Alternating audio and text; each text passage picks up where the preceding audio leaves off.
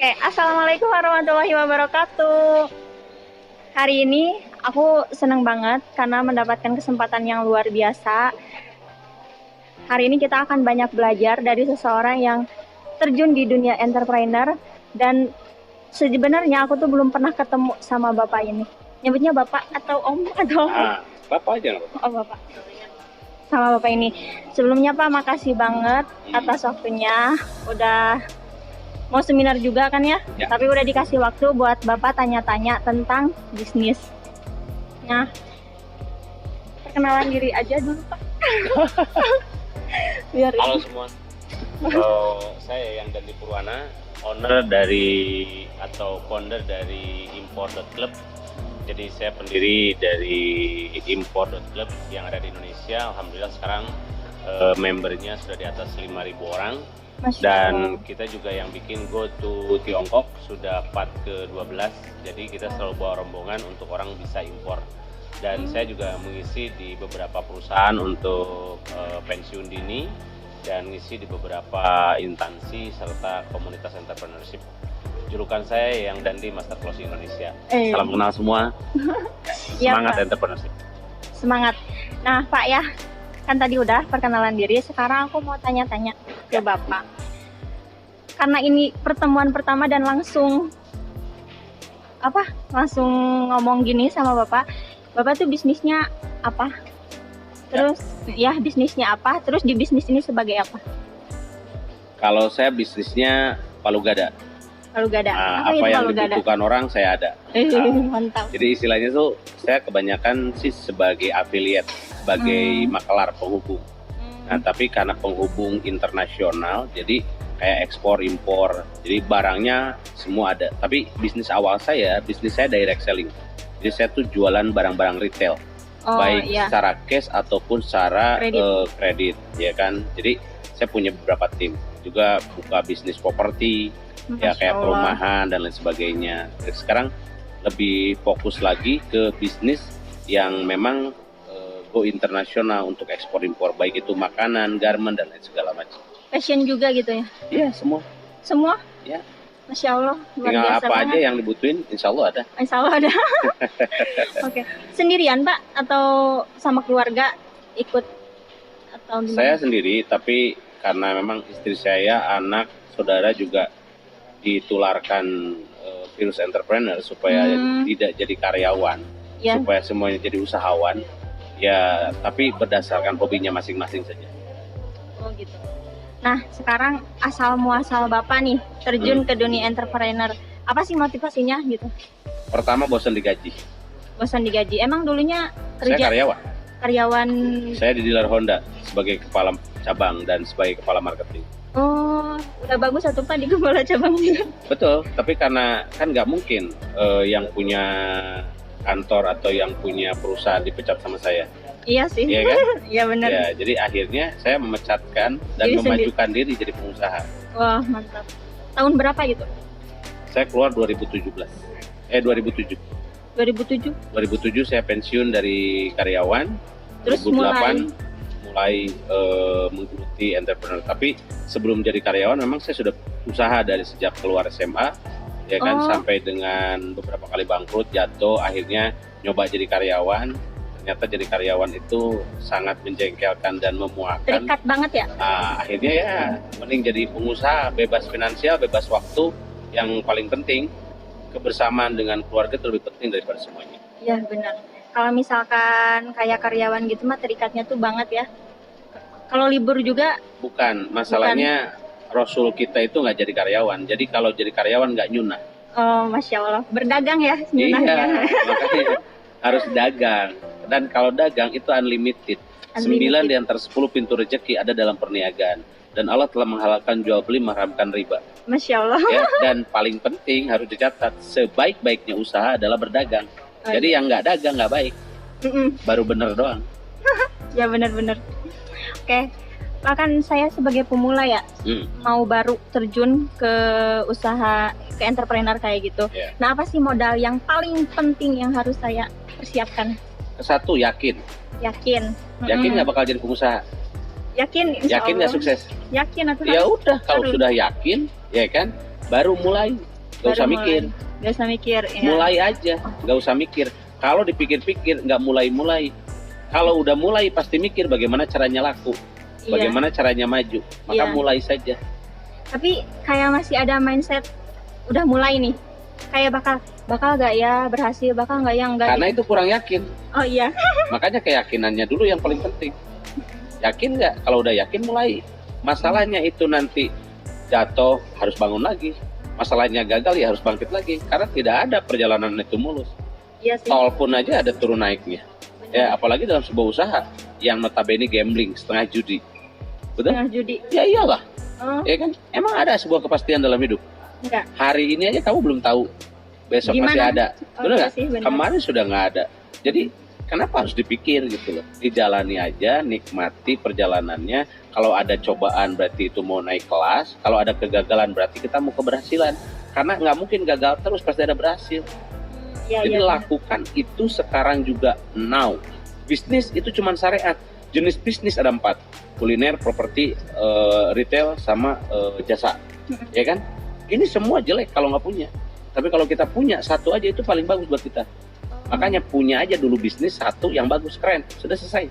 Gak pedulikan orang lain. Karena rezekinya dari Allah. Kita mah cuman syariat aja. Syariatnya apa aja bebas. Nggak bisa ngomong.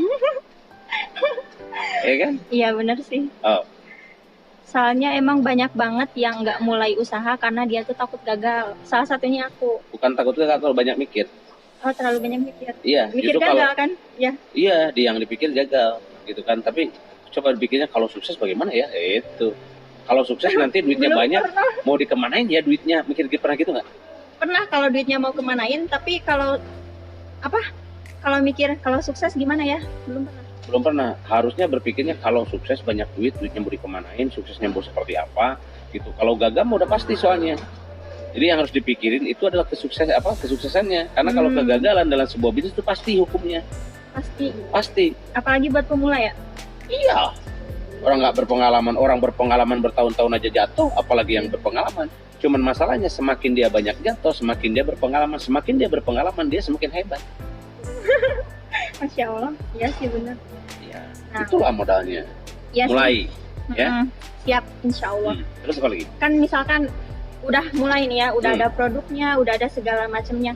Nah, yang paling bingung itu cara closingnya nih Pak. Cara closing. Harus Closing kayak itu gimana di sih? akhir. Oh di akhir. Makanya kata close itu adalah penutupan dari Mm-mm. sebuah jualan. Nah, jualan itu bukan harus dipikir di akhir, tapi di awal. Ya. Karena ini finishnya. Saya master closing karena tahu awalnya sampai akhir. Nah, awalnya itu ada ciptakan market. Ciptakan market. Nah, ciptakan market. Market itu adalah pasar. Pasar itu luas, butuh didiferensiasi. Buat anak kecil, buat orang dewasa, buat middle low, middle up, buat perempuan, buat laki-laki, buat unisex, buat orang tua, buat jompo, buat anak kecil, buat balita. Itu dibedain tuh, didiferensiasi karena pasar anak kecil sama orang tua berbeda. Pasar laki-laki sama perempuan berbeda. Nah, makanya kalau sudah ada pasarnya didiferensiasi, sudah didiferensiasi penetrasi. Penetrasi apa Nah, itu? penetrasi itu penekanan. Mau yang mana yang diambil, pasar mana yang mau disikat. Kalau sudah ada, ciptakan marketing. Orang yang berpikir untuk market itu. Orang yang mendesain. Orang yang menciptakan peluang-peluang penawaran. Nah, nanti siapa yang menjalankan? Sell. Sell. Sell itu yang menjalankan adalah orang selling, orang jualan. Namanya sales. Bisa salesman, bisa sales girl. Nah, si salesman, sales girl hukum bilangan besar. Semakin dia banyak melakukan apa yang diperencanakan, apa yang dibikin oleh seorang marketing, maka tingkat closingnya akan semakin tinggi. Nah, closing itu penutupannya. Ada teknik-teknik closing nanti. Nanti Oh, kamu iya. datang lagi ke saya, tinggal ngebahas apa itu marketing, apa itu selling, apa itu Iya, closing. soalnya oh iya. Nanti Soalnya bisa nggak jadi tahu. part 1, part 2, part 3 tuh buat kamu. Iya sih benar. Tapi Bapak sibuk banget ya pastinya. Orang sibuk itu adalah orang bodoh. Karena orang sibuk itu orang yang tidak pandai mengatur waktu. Jadi kalau saya selalu ada luang waktu. Yang Oh. penting disempatkan dalam segala hal. Iya, Sesibuk-sibuknya orang duduk. iya sih. Kamu kan kalau dari rumah kemana? Wah, saya sibuk nih mau ke Garut. Padahal di Garutnya cuma duduk. Duduk, Saya nungguin. sibuk nih gini-gini, padahal cuma ketemu kamu. Ini Iya. nggak ada yang orang sibuk. Orang sibuk itu orang bodoh. Orang pandai adalah orang yang bisa mengatur waktu. Wah, mantap. Kata-kata Mutiara itu baru tahu deh. Wah, ya nggak gitu juga, Bener, makanya dikasih tahu. Apalagi? Apalagi ya. Terus kan nih motivasinya buat orang yang masih mager nih, buat melakukan perubahan. Contohnya kayak Ulfi nih. Ulfi tuh baru-baru banget mau terjun, padahal dari sebelum-sebelumnya itu pasti bisa ngelakuin, tapi karena mager, nonton drakor dan lain sebagainya. Kalau menurut saya, Itaewon Class juga saya nonton, dan itu bagus nonton buat aku inspirasi. Iya kan? Ya. bagus banget. Landing Crush juga saya nonton. Jangan salah, saya juga pecinta drakor. Makanya saya bikin jadi sebuah peluang. Bahkan saya bikin yang namanya KLC, Korea Language Center. Saya bikin usahanya. Oh iya? Iya dong. Masya Mau berangkat ke Korea, ayo sama saya. Ih, bener. Saya juga bikin Go to Korea. Bukan hanya go to Tiongkok untuk impor, tapi go to Korea. Bagaimana kita mempelajari film Korea, bagaimana mempelajari industri film Korea, bagaimana membuat brand ambassador, pakaiannya, trennya, makanannya. Nah itu kita beri contek. Kenapa sebegitu menariknya? Nah kalau kita saja sebegitu menariknya dengan mereka-mereka yang ada di industri Korea, bagaimana kita bisa masuk di sana?